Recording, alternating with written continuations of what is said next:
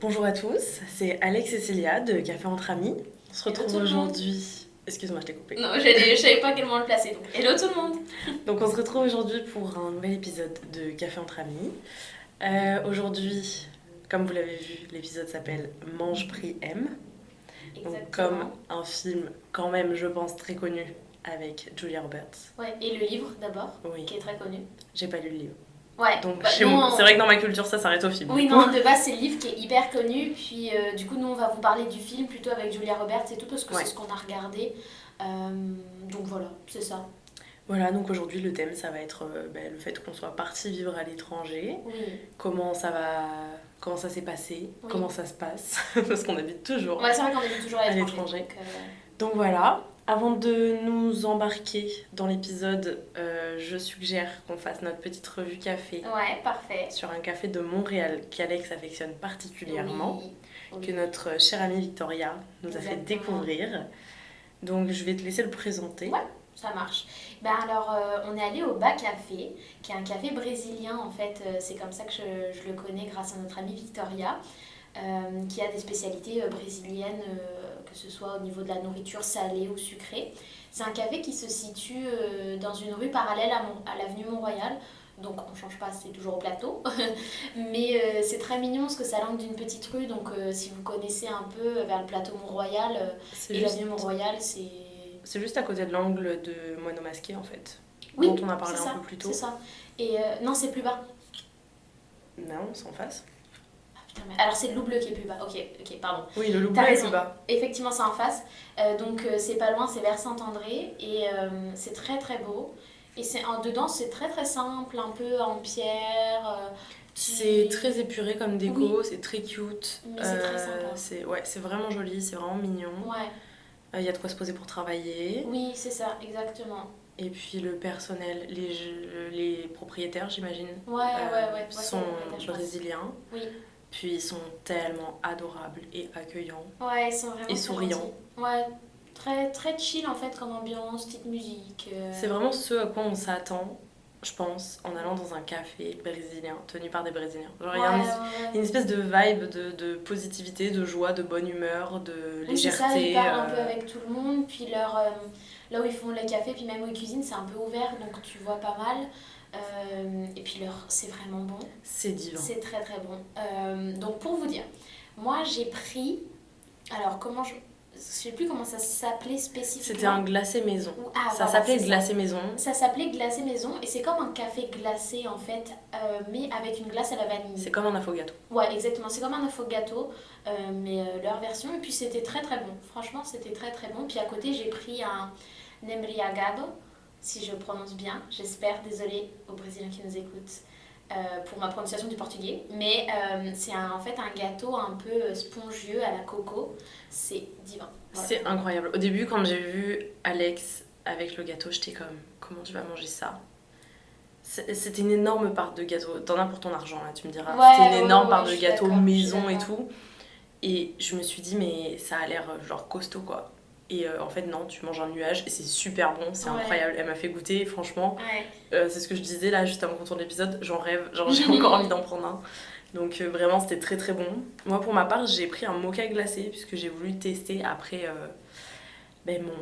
ma déception, je Ton dirais, chocolat chaud. du Pas Columbus. ton chocolat froid. Ouais, du Columbus. Ouais. Voir si c'était une question de dosage qui me Oui, ou juste dérangeait affectionnais ou pas voilà, particulièrement c'est le ça. mocha glacé. Verdict, j'ai adoré le mocha glacé du bas Tant café. mieux. Le dosage était vraiment bon. Je me suis vraiment régalée. Il n'était pas trop chocolaté, on sentait bien le café. C'était vraiment très très bon. Donc franchement, on vous le conseille vraiment. C'est des gens adorables. Ouais, c'est très L'ambiance du sympa. café est très cute. Le quartier est très mignon. Ouais, C'est des petites rues perpendiculaires Ouais. et parallèles à Mont-Royal, Ouais. tout ça. ouais, Donc c'est ouais. moins passager, c'est très mignon. Ouais, c'est très tranquille. Voilà, on adore. Donc c'est sa petite recommandation positive. Donc allez-y. Exactement. Et puis pour revenir au sujet du jour, on va vous parler de Mange, Prie et Aime qu'on a lié avec le sujet Partir vivre à l'étranger.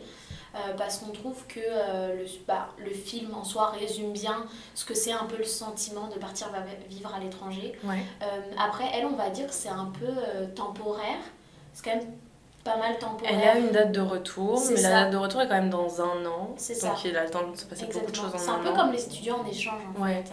Puis elle part aussi dans une quête d'elle-même. Oui. Et je pense que c'est un des aspects les plus marquants, je pense, quand on part vivre à l'étranger. Ouais. C'est qu'il y a automatiquement, même si on part pas spécialement pour ça, une quête de soi-même.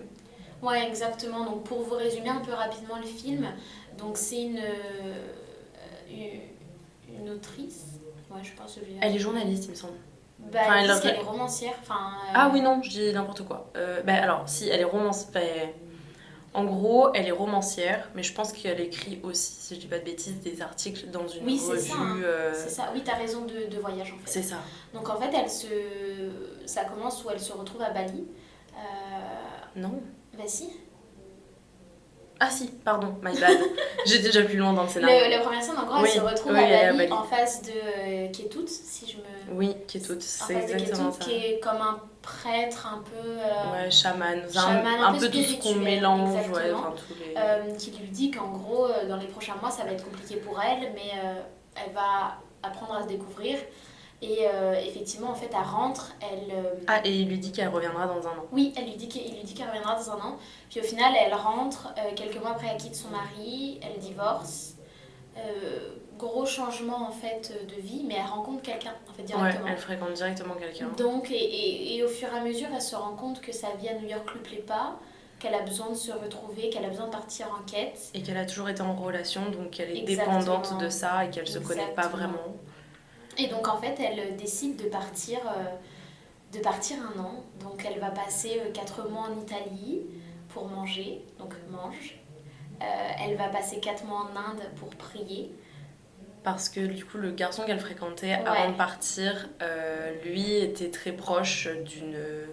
Je ne sais plus comment s'appelle, une figure... Oui, emblématique. C'était pas une chamane, mais c'était... Non, comme, mais c'est une figure religieuse Ouais, en exactement. Inde à ce moment-là du Exactement. film, en tout cas. Ouais. Je sais même pas si elle était réelle ou fictive. Ouais, je sais pas du tout. Mais voilà, donc ce gars-là, en fait, est très porté là-dessus. Et du coup, elle y va pour se faire une retraite spirituelle. Oui, exactement. Puis voilà, donc C'est ça. Donc ça en Inde pour correspond prier. au prix. Et ensuite, elle va aller à Bali, en Indonésie, pour Où elle va apprendre à rechercher s'aimer. l'amour. Oui, et l'amour d'elle-même. Ouais, t'as Donc, surtout l'amour d'elle-même, je dirais. Oui, c'est ça. Et en fait, mais je crois qu'en fait, c'est tiré d'une histoire vraie. Ah oui, c'est sûr. Oui, non, mais je te le dis parce que j'en ai reparlé justement avec quelqu'un. C'est tiré d'une histoire vraie, donc, et en fait, au fur et à mesure, elle va écrire aussi son roman. Et ça suit un peu, je veux dire, j'ai envie de dire, le chemin de vie, comment on se trouve à travers le voyage et les rencontres aussi qu'on fait. Ouais, beaucoup. Parce qu'elle va rencontrer beaucoup de monde qui vont compter pour elle au travers de son voyage. Donc ça résume pas mal, je pense, nous, c'est un peu une quête un peu moins spirituelle, parce que tu sais, on fait pas des retraites, tout ça, mais ça correspond un peu à notre quête de se trouver en partant à l'étranger et en déconstruisant tout ce qu'on a toujours connu. Ouais, c'est vrai on part chercher autre chose que ce C'est ça. qu'on a toujours vécu, en fait. Ouais. On cherche à casser la routine, à Ouais. découvrir de nouvelles choses, de nouvelles cultures, des nouvelles personnes, une nouvelle façon de voir le monde. Oui, exactement. Oh, d'ailleurs, je vais chercher, tu vas pouvoir enchaîner. J'ai une citation je crois que c'est Proust, par rapport à ça. Je vais Ok. la chercher dans mes notes, que j'adore, Pas de souci. qui va illustrer totalement mon propos. Pas de souci. Mais du coup, moi, pendant ce temps, je vais enchaîner. Puis, j'aimerais qu'on revienne d'abord sur comment, en fait, nous, on est partis vivre à l'étranger. Donc, pour le rappel, Célia et moi, on est étudiantes en maîtrise dans une université francophone de Montréal. Donc, nous, notre partir vivre à l'étranger, ça va être l'arrivée à Montréal. Donc, c'est ça. Donc, moi, je suis partie vivre à Montréal au travers d'un échange que je faisais entre ma fac de Tours et l'UQAM à Montréal. J'ai décidé de partir au Canada. J'ai eu l'opportunité aussi parce qu'il n'y a pas que moi qui décide. J'étais en concurrence avec toute la fac pour les quelques places qu'il y avait pour l'UQAM. Donc voilà, j'ai décidé de partir ici. Et ça résume à peu près ça. C'était dans le cadre des études. Je me suis dit, allez, on se lance. J'ai choisi ce cursus en France. J'avais choisi ce cursus pour partir. Justement parce que je ressentais ce besoin de découvrir l'étranger. J'ai toujours su que je voulais partir vivre à l'étranger. Donc j'avais besoin de ça et aussi m'obliger parce que sinon j'étais très peureuse et j'étais très stressée et anxieuse à cette époque-là. Beaucoup moins confiance en moi que maintenant. Donc c'est ça, voilà comment je suis partie vivre à l'étranger. Et du coup je te laisse enchaîner. Bah, moi du coup c'est un peu le même... Un peu le même parcours. Ouais, c'est un peu la même chose. Moi c'était différent parce que du coup c'était un partenariat avec l'université, mais c'était pas l'université qui gérait l'échange. Ouais. C'est-à-dire qu'il a fallu que je crée mon dossier sur... À l'époque ça s'appelait PEE, enfin je sais plus que... Programme d'étudiants étrangers ou un truc comme ça, enfin en gros avec le gouvernement du Québec. Ok. Et du coup, il y avait des accords, fallait qu'on s'inscrive en ligne sur une plateforme, qu'on mette nos infos, nos dossiers, des lettres de motivation, des lettres de recommandation. Okay. Et après, c'était l'école dans laquelle on allait qui choisissait si elle nous prenait ou pas. Enfin, c'était plus complexe et c'était totalement externe à l'université. Ok, effectivement, ouais. Donc en parallèle, moi j'avais postulé pour faire des échanges Erasmus en Europe. Ouais. Et en fait, du coup, il y a eu le Covid. Donc moi, pour ma part, en fait, moi, les échanges Erasmus ont été annulés.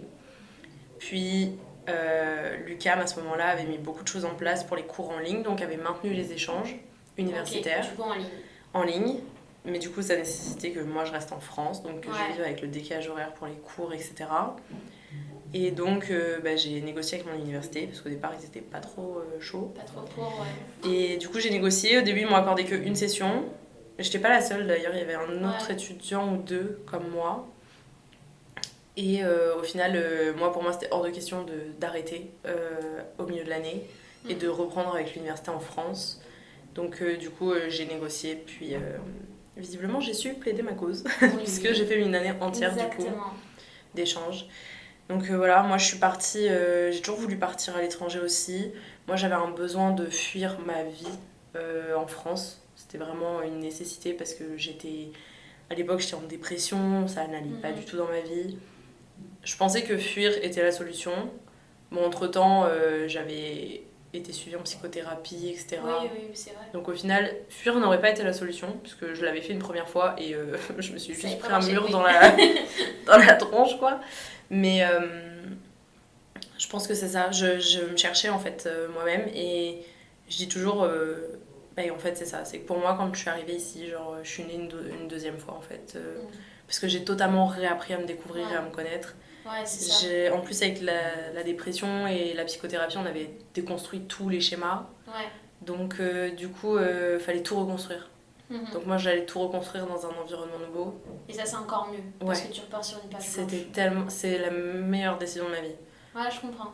Toutes les étoiles se sont alignées pour moi à ce moment-là, parce que c'était pas que des choses qui dépendaient de moi, clairement. Non, parce que après ton année d'échange, t'as fait ta procédure quand même pour faire du coup une maîtrise ici. Ouais. Et toi, t'es arrivé dans le cadre de ta maîtrise, donc ça. C'est ça, j'ai été acceptée, mais j'ai pas eu mes papiers pour la période de septembre. Du coup, j'ai dû repousser ma rentrée en janvier.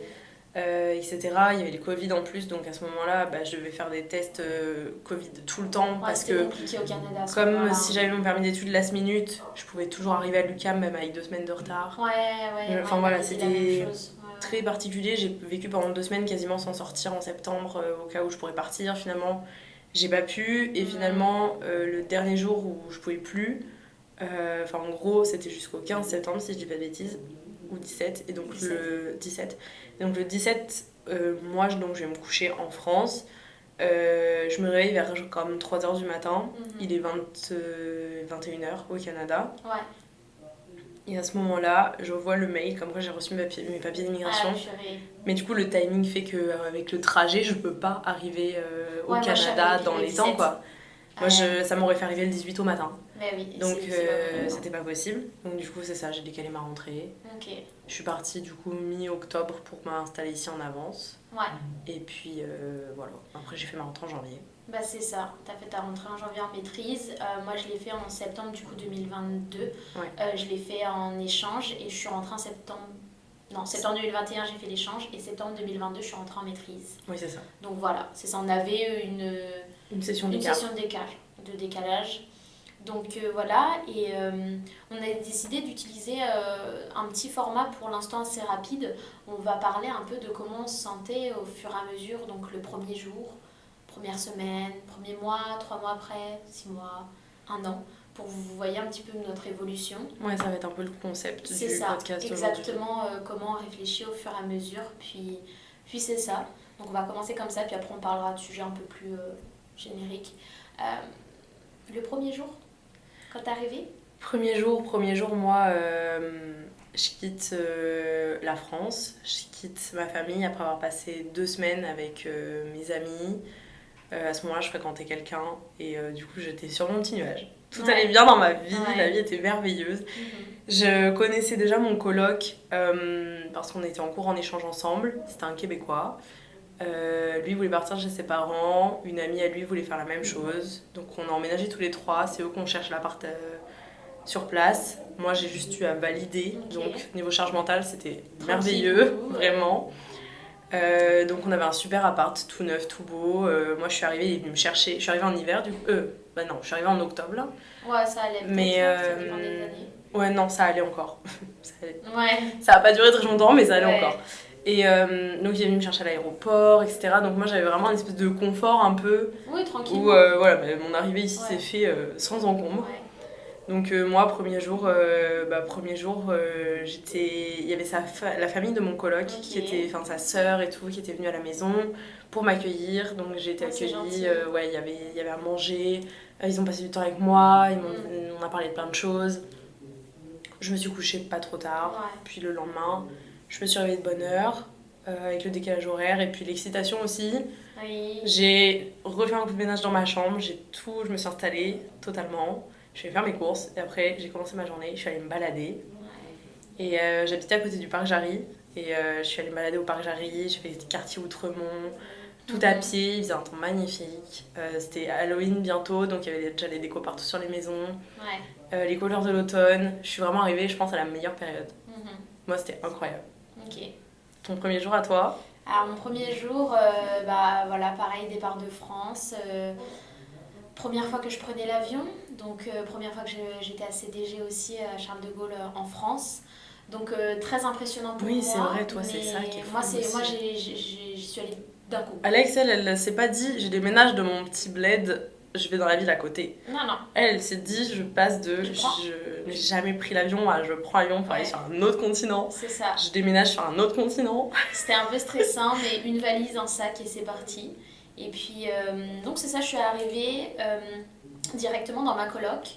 J'ai pris un taxi en sortant de l'aéroport, puis je suis arrivée dans ma coloc. Pareil, découvert d'une immense maison. Au début, c'était pas très propre, enfin, ça n'a jamais été. Du coup, c'était un peu compliqué pour moi quand j'ai découvert ça le premier jour. J'étais fatiguée, puis je vois que c'est un peu dégueu, donc j'étais en mode super. Tu l'as trouvé comment ta coloc?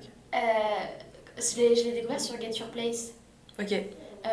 Comme on en a parlé un peu, mais sur un organisme Get Your Place, tu peux réserver des chambres. J'avais fait ça aux dernières minutes, du coup, pour 1 an. Et voilà, je découvre, et puis je rencontre mes colocs au fur et à mesure. Je rencontre les filles, puis après je rencontre aussi un de mes autres colocs qui arrive en même temps que moi. Et découverte, en fait, tu t'installes, on est parti faire les courses. Du coup, les filles m'ont emmené faire les courses. Donc découverte de tout ça, moi j'habitais en face du parc La Fontaine à cette période-là.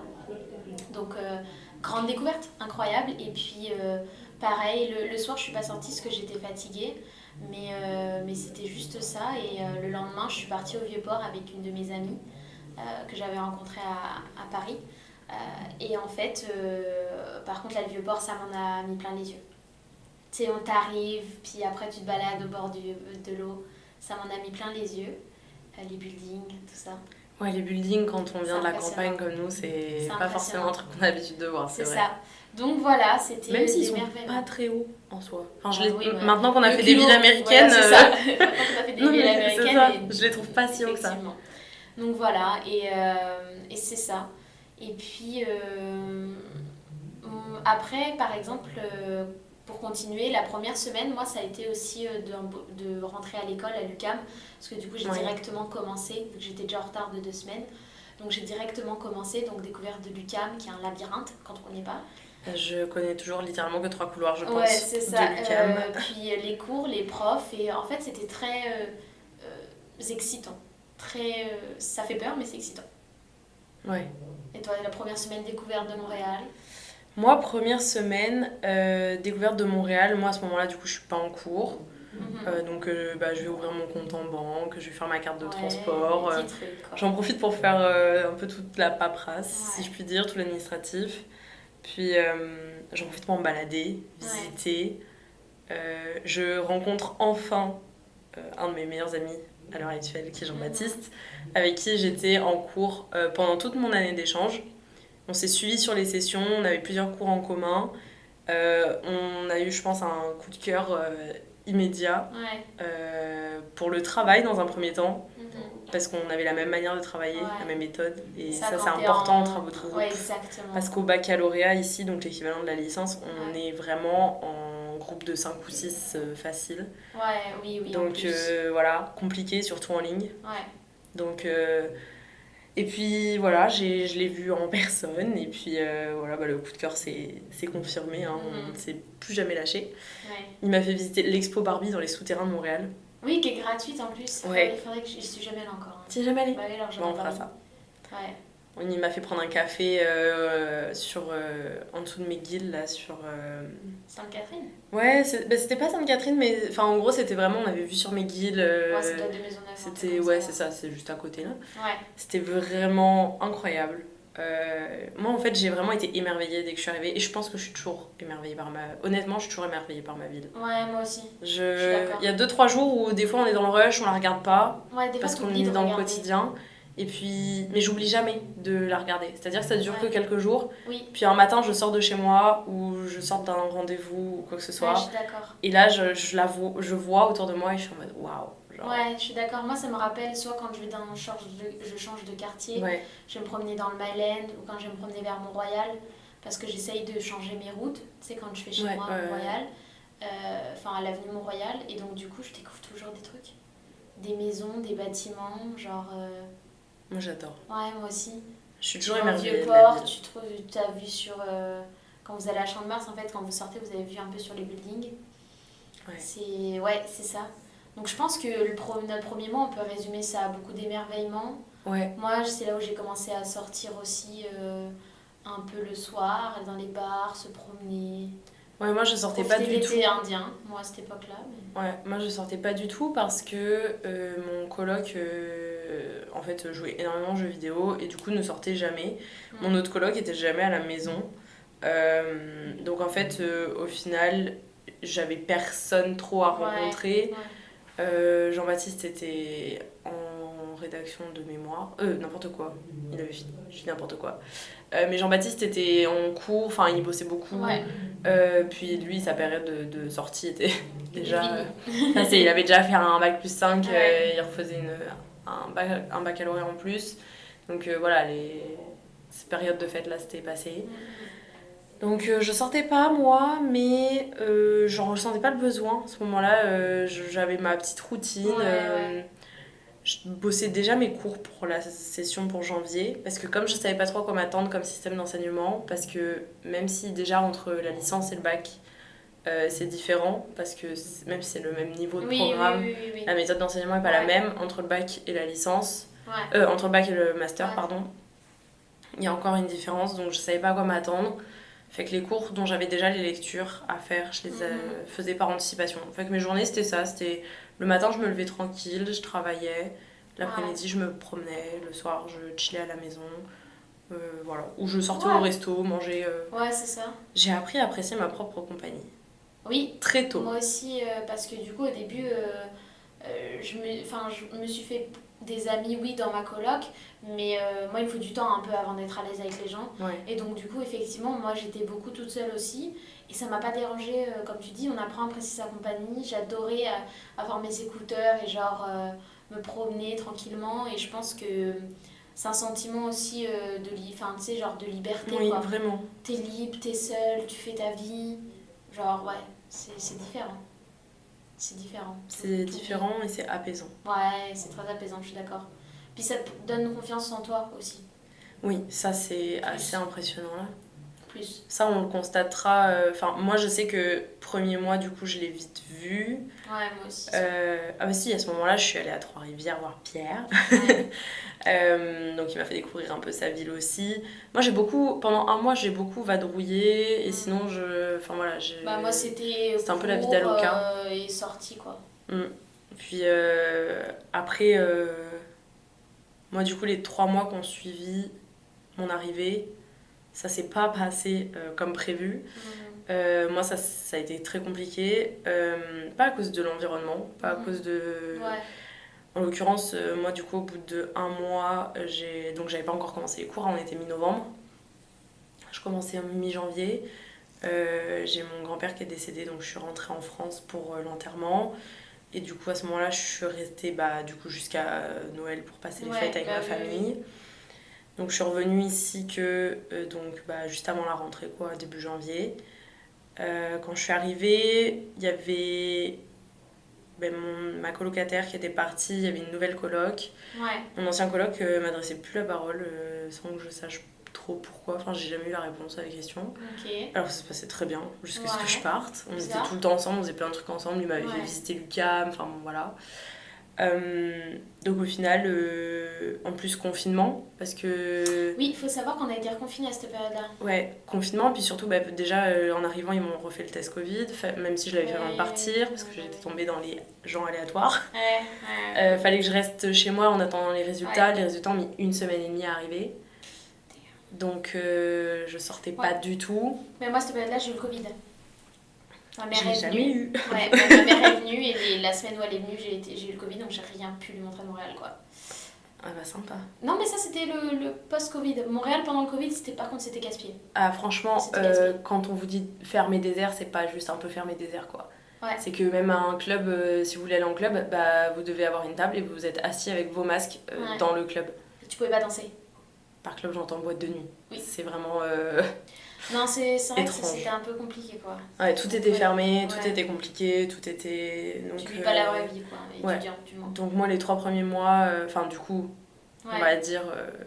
j'ai été en France une bonne partie, c'est ça, en plein deuil. Je suis revenue ici, j'étais toujours en deuil, je fréquentais plus la personne que je fréquentais en partant. Donc tout mon monde tout beau tout rose n'était plus tout beau tout rose. Oui, c'est ça, il y a eu plein d'épreuves en quelques mois. Ouais, puis en plus, entre guillemets, vivre une séparation en même temps qu'on fait le deuil d'une personne chère, c'est compliqué. J'ai fait des transferts, j'étais dans un espèce de conflit intérieur, je vivais des émotions pas très très nice. En plus, du coup, mes colocs le comprenaient pas du tout et étaient pas du tout cléments avec moi. Ça s'est pas très bien passé. Honnêtement, les 3 premiers mois, moi, du coup, ça s'est pas bien passé. Heureusement, après, Pierre est venu passer quelques jours à la maison et il m'a aidé à voir les choses un peu différemment, je dirais, à aborder les choses sous un nouvel angle. Et ça s'est amélioré. Ouais, tant mieux. Puis après, moi, derrière... ça s'est trop bien passé. C'est ça. Moi, derrière, j'ai fait j'ai fait la fête. Mais oui. Clairement, j'ai fait la fête. Oui, ça t'a passé un été aussi à faire la fête, plein de nouvelles choses. Ouais, déjà, juste le début de l'été à Montréal. C'est le printemps-été, là, quand la neige fond. J'ai découvert la ville qui prend vie. Ouais, vraiment. Après la pluie, oui. C'est beau. Oui. Une fois que le mois d'avril est passé. Voilà, une fois que le mois d'avril est passé, le mois de juin, généralement, il est un petit peu plus clément et c'est magnifique, Montréal, en vrai. Ouais. Donc, c'est ça. Moi, après, je sortais tout le temps, je faisais la fête tout le temps, j'ai rencontré plein de monde, je travaillais à mi-temps à côté des études, j'avais pris un taf.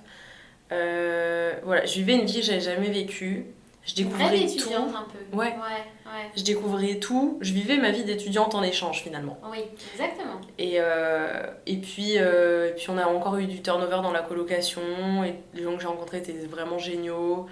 Entre-temps, je suis rentrée en France pendant 1 mois pour les vacances. Ma famille est venue ici visiter pendant 3 semaines.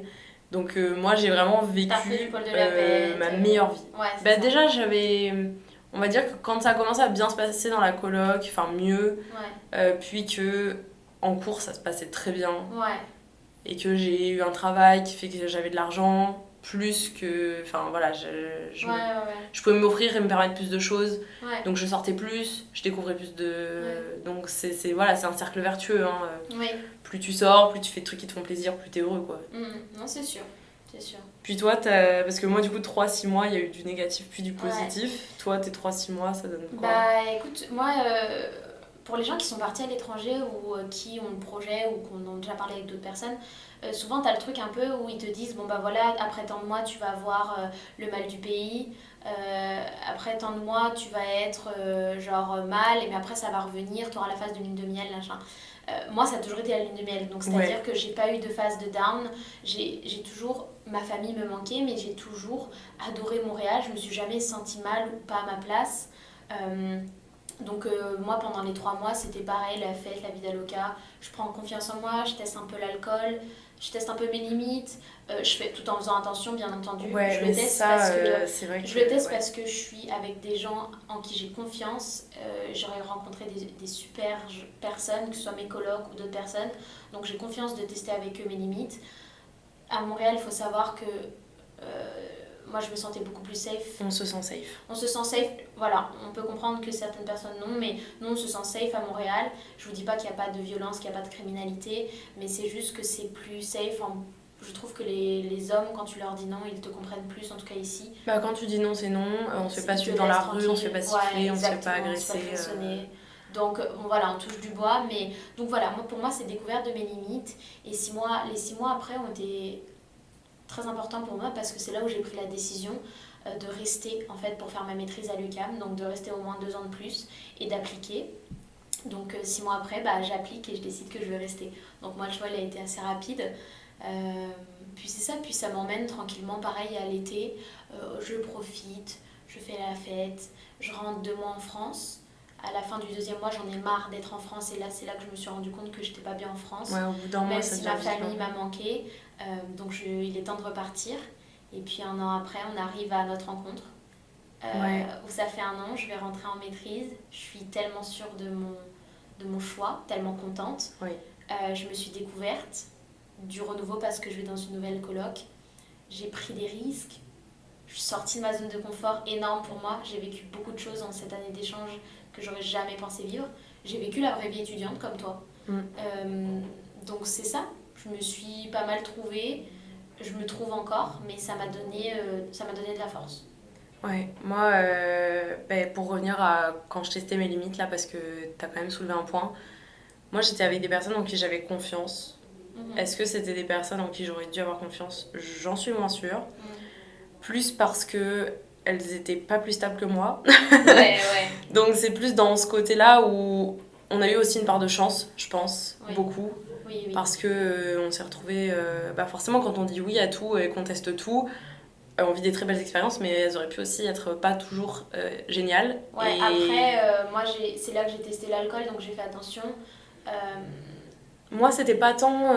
Oui, je buvais, mais j'étais jamais dans les extrêmes. Mais tu vois. Léger, quoi. Ouais. Voilà, c'est ça. Moi, quand j'ai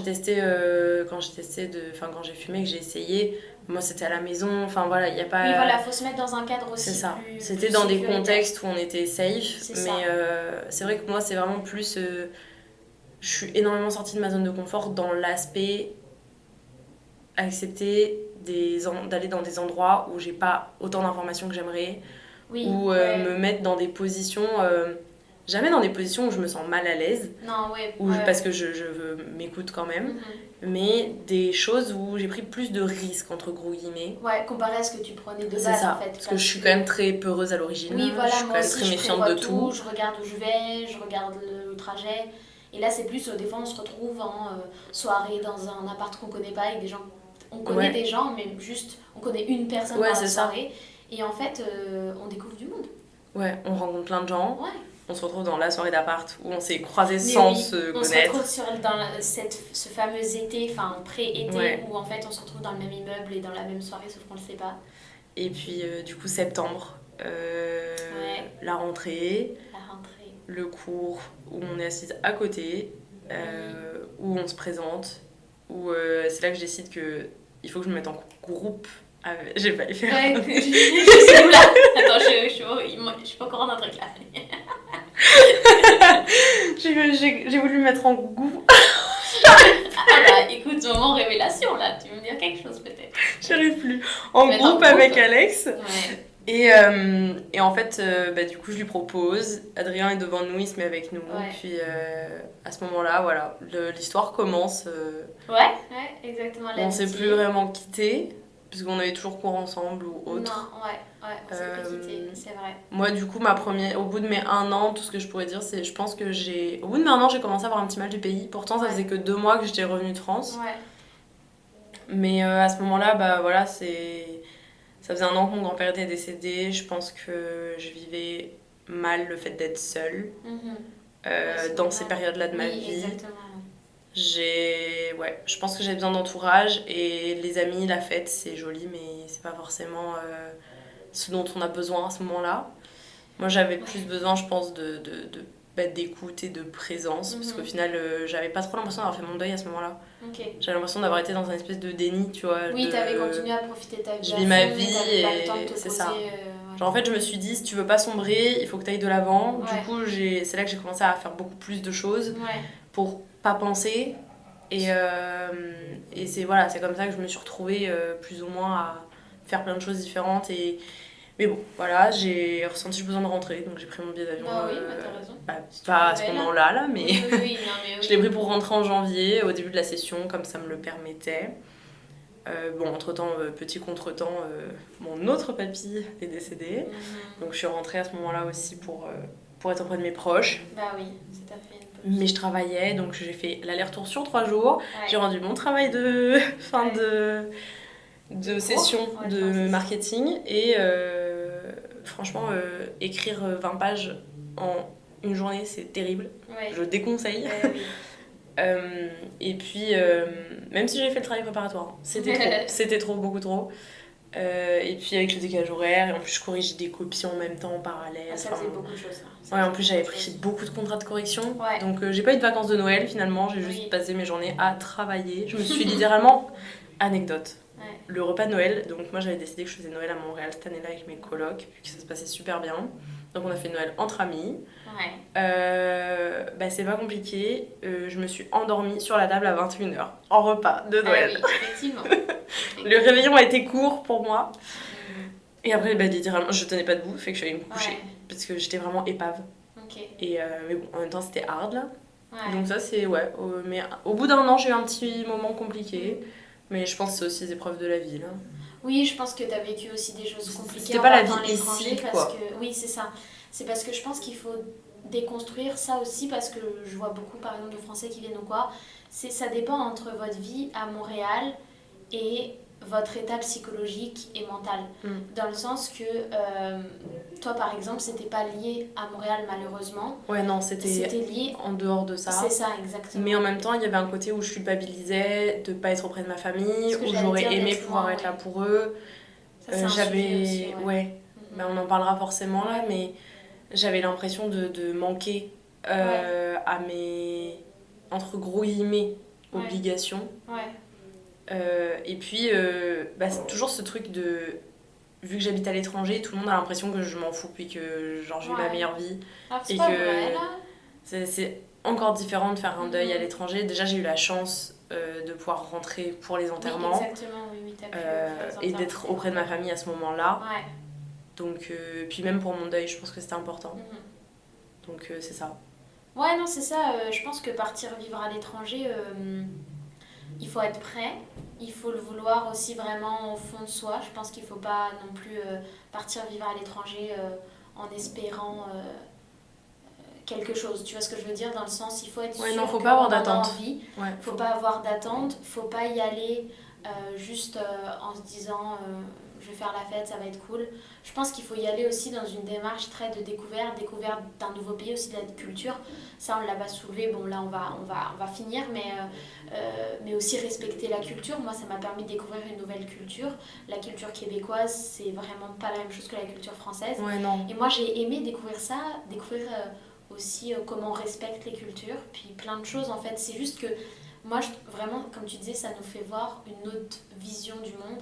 Et ça a totalement déconstruit ma réalité et plein de choses. Moi, ça a déconstruit qui je suis, je pense. Oui, aussi. Beaucoup. Et ma manière d'interagir avec les gens, de voir les autres. Mon humour a changé. Enfin, en fait, il y a plein de choses. Quand je suis rentrée en France, c'était pas le premier été, le deuxième. j'avais tellement plus l'habitude d'entendre vraiment l'humour français que limite je le trouvais même plus drôle. Enfin, je sais pas comment dire, Bah, mais des fois, quand c'est un peu extrême, ouais. ouais, genre l'humour noir, tout ça, j'ai toujours beaucoup aimé ça. Ouais, moi aussi. Et en vivant dans un pays où, et puis surtout dans une ville en fait, où on prône énormément tout ce qui est la tolérance, Ouais. la diversité, etc. Moi, j'étais arrivée à un stade où je remarquais même plus, enfin, je remarque même plus le physique des gens. Quand Oui, je parle à quelqu'un, je vois juste la personne ouais. qu'elle est, je vois pas ce à quoi elle ressemble, entre guillemets. Ouais. Et en fait, je comparais avec mon entourage à ce moment-là, de France, Mhm. et ils voyaient pas les gens comme moi. Et du coup, genre à ce moment-là, il y a eu une espèce de décalage, c'était trop bizarre. Ça me perturbait souvent, beaucoup. quand tu rentres de l'étranger, tu peux sentir un certain décalage. Ouais, je l'ai senti dans ce sens-là, à ce moment-là, Ouais, ça m'a voilà. beaucoup perturbée. Moi, c'était vraiment plus la mentalité puis l'ambiance parce que au Québec, moi, je trouvais qu'il y avait quand même une mentalité plus ouverte, Ouais. plus friendly. Même avec les gens, tu leur parles un petit peu, tu fais du small talk, comme on appelle Ouais. ça.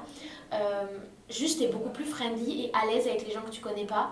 Et du coup, moi, ça m'a vraiment permis de prendre confiance. Tout puis est juste plus léger. Exactement. Les gens sont beaucoup moins dans la Dans le critique jugement, ou dans le jugement. ouais. Ce qui fait qu'effectivement, moi je sais que je suis arrivée ici, j'avais une phobie absolue de faire un oral. Ouais, moi aussi. Maintenant, je préfère. Enfin, je pourrais donner. Demain, je pourrais animer une conférence de 300 personnes, ça me ferait ni chaud ni froid, quoi. Ouais, je pense qu'il y a plein de choses qui nous ont aidés. Puis ça, on en parle dans l'épisode des études. Mais effectivement, ça a énormément développé mes capacités. Mais bon, je pense qu'on va finir sur ça. Peut-être une petite phrase. Ouais, il est long. Oui. De quoi? Mais j'allais dire une petite phrase pour la fin de comment aujourd'hui tu te sens, puisque t'as Oui, mais peut-être les plus gros changements. Ouais, ok. Moi aujourd'hui, je me sens beaucoup plus à l'aise avec moi-même. Je me suis trouvée, je me trouve encore, mais j'aime de plus en plus la personne que je suis devenue. Je sais que pour l'instant, j'ai besoin encore d'aller explorer le monde et de vivre dans d'autres pays. Je trouve que c'est hyper enrichissant. Et voilà, moi je me sens bien, plein de choses s'en viennent. Je suis sur la fin de la maîtrise, donc voilà, plein de. Comment on appelle ça? Pas d'obstacles, je voulais dire de challenges. Plein de challenges arrivent. Donc voilà. Et toi? Moi, je me suis découverte, j'ai appris à me connaître, j'ai appris à m'écouter, j'ai appris à m'aimer. Je suis devenue beaucoup plus ambitieuse, je crois beaucoup plus en moi. Cette ville me donne un élan de projet, de travail, de l'envie du travail. De toute façon, on le voit avec le fait qu'on ait fait le podcast. Oui. C'est quelque chose, je pense qu'on n'aurait peut-être pas envisagé du tout en arrivant ici, être capable de faire ce genre de choses. Voilà, moi j'ai envie de découvrir le monde, de faire plein de choses. Avant, j'avais peur de l'avenir quand c'était pas tracé, quand il y avait trop de possibilités. Ça m'angoissait. Maintenant, quand il y a trop de possibilités, je vois toutes les possibilités, justement. Et je me dis, je vais pouvoir saisir toutes celles qui se présenteront à moi et qui me feront évoluer, qui me feront progresser. Donc, que de belles choses, que de belles émotions, que de positif. Ça a bien sûr son lot de négatif, mais c'est pas forcément le sujet de l'épisode d'aujourd'hui. Non, exactement. Donc voilà, que de belles choses. Et puis, si t'es ok, je conclurai avec la citation de Proust. Allez, vas-y, c'est parti. Qui est, donc Proust dit, le véritable voyage de découverte ne consiste pas à chercher de nouveaux paysages, mais à en voir de nouveaux yeux. C'est beau. Voilà. C'est très vrai. Cette phrase, je l'ai lue dans un bouquin et elle m'a frappée. Parce que c'est vraiment ça. Faut apprendre à voir. Faut pas forcément bouger, faut apprendre à voir les choses sous un nouvel angle. Ouais, je suis d'accord. Donc voilà, on C'est terminera parfait. sur cette belle phrase. On terminera sur cette belle phrase. Puis on vous remercie de nous avoir écoutés. L'épisode est un peu long, donc on verra. Soit on le laisse brut comme ça, soit on en fait quelque chose. Mais on verra. En tout cas, je vous souhaite de découvrir ça aussi, de partir à l'étranger. C'est toujours très enrichissant, si vous le pouvez, bien entendu. Partez à la découverte de vous-même, même si c'est pas à l'étranger. Exactement. Partez un week-end. Sortez de votre zone de confort. Je suis partie en road trip en Bretagne cet été, toute seule, pendant plusieurs moi, semaines. J'ai fait Dublin et Barcelone solo aussi. Voilà. Ça fait du bien. Et ça m'a donné beaucoup de réponses. Donc, partez à la découverte de vous-même. Exactement. En tout cas, on vous souhaite que du bien. Et c'est ça, suivez-nous comme d'habitude sur nos réseaux sociaux. N'hésitez pas à commander avec vos expériences, que ce soit d'échange ou vous qui êtes partis à l'étranger. Donc c'est ça. Donc voilà, en tout cas, on fait de gros bisous. On fait de gros bisous, partagez-nous vos belles expériences. Et puis on vous dit à bientôt pour un nouvel épisode. À bientôt.